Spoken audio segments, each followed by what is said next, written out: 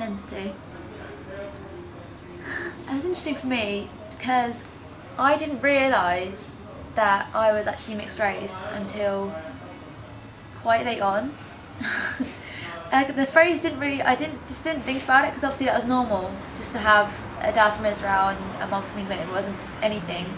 And then I just one day sort of realised, I don't know, it was weird because everything that happens to you assume is the normal way to do things, and then you learn through other people that it's not normal.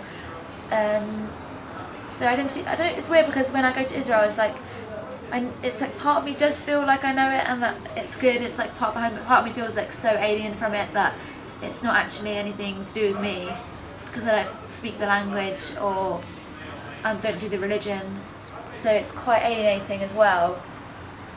And it's like identity is hard because people are so many things and so many contradictions. Like when I contradict myself all the time and I don't realise it, and so I say like, oh, I'm really picky with people, I hate everyone. And then other days I say, oh, I get on with everyone, like I'm really good friends with everyone. And it's like it changes all the time and I contradict myself all the time. Like I'll say, oh, I don't take any shit, but then sometimes I'm really lenient on people who I can tell, I don't know, who maybe aren't doing things to annoy someone but they're really annoying. You could be lenient, but I think identity can change all the time. I don't think we ever are like one thing.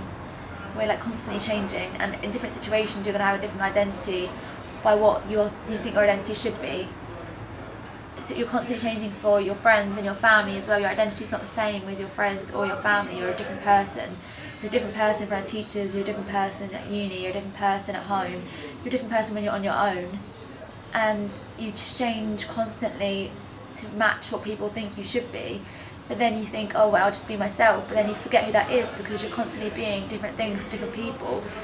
And you know you're supposed to be one way, but you don't want to act that way, and you know you should be doing one thing, but for some reason your body doesn't want to do that thing, and maybe you don't want to read all the time, or you don't want to watch documentaries all the time, maybe you want to watch just like Geordie Shore sometimes and just let your brain die for a little bit.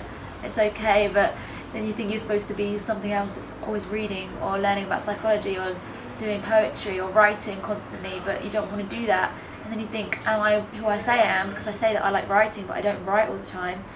And then you're sort of confused because you're left with, I don't want to write, but I've said I was a writer, so now I've got to write.